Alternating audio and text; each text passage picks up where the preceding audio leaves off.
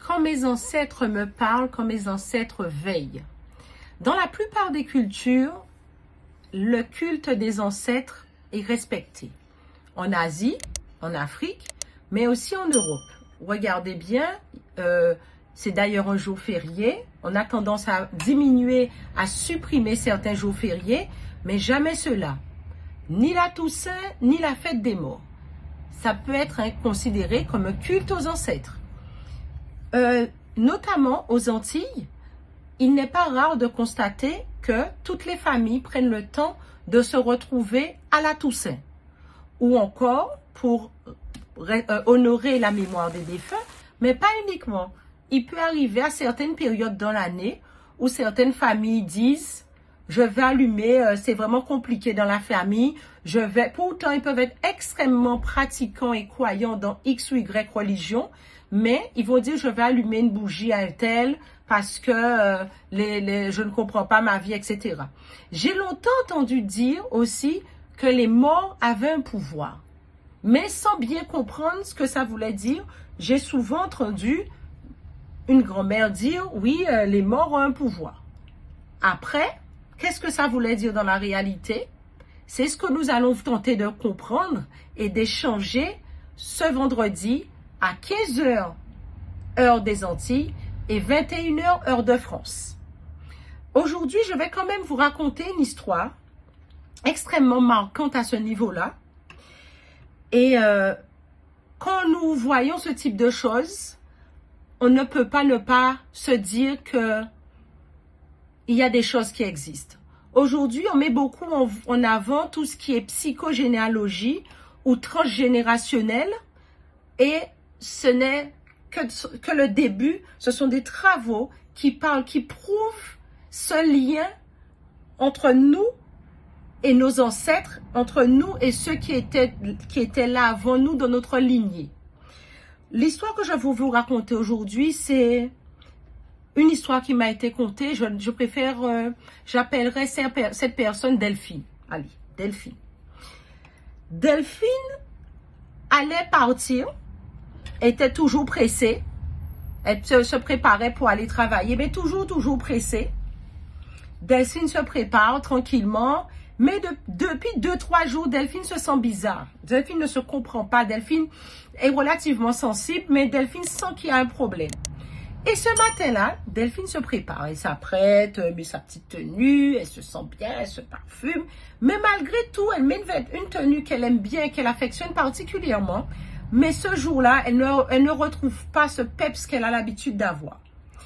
Donc, Delphine se prépare toujours bien maquillée. Donc, elle fait un effort supplémentaire pour être plus au top de ce qu'elle pourrait être ce jour-là. Et avant de quitter sa maison, elle sent comme une présence. Et l'idée de sa défunte grand-mère et de sa défunte cousine lui viennent. Et ne comprenant pas ce qui lui arrive, elle sent d'instinct ou d'intuition, je ne sais pas, qu'elle devrait leur allumer une bougie. Elle sentait la présence tellement forte, mais elle ne comprenait pas ce qu'il voulait lui dire, mais elle sentait qu'elle devait leur allumer une bougie. C'est ce qu'elle fit. Et moins de 5 minutes, en quittant son domicile, elle eut un grave accident. La voiture réformée. Réformée. Et vous savez quoi? Elle eut peut-être quelques hématomes, mais elle n'eut absolument rien.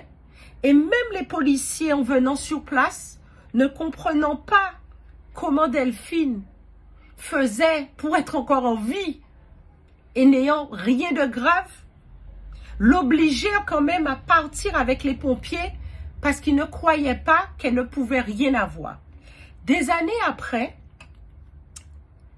j'ai eu connaissance de cette histoire car c'est quelqu'un que j'ai rencontré. Et là, pour moi, il y a des choses qui existent. Dans ma propre existence, ma propre histoire, je parle souvent dans mes écrits de mon aïeul et de ma bisaïeule.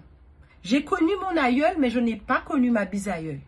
Et c'est lors de rêves où elle m'a enseigné certaines choses. Elle me donna jusqu'à son prénom. Mais j'ai vu, comme dans la famille de ma mère, ce sont des gens qui vivent très très vieux, j'ai connu sa sœur. Imaginez-vous, j'ai connu la sœur de ma bisaïeule. Mais pas juste connaître comme ça, elle est décédée, j'avais déjà une dizaine d'années. Et c'est parce qu'elle ressemblait beaucoup à sa sœur que j'ai pu la décrire à ma mère. Et elle m'a expliqué qui c'était. Mais elle m'a même donné le surnom qu'on lui donnait. Et quand je me suis rendue, peut-être 6 mois ou 1 an après au cimetière, je reconnus le nom et la photo de cette personne.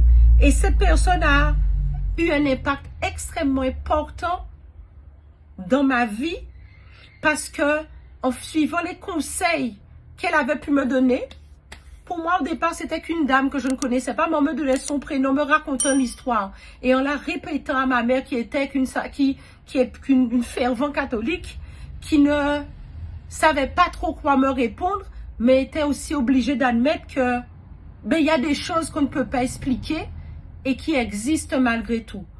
Donc c'est avec beaucoup de considération et de respect pour mes ancêtres méritants que je vous invite ce vendredi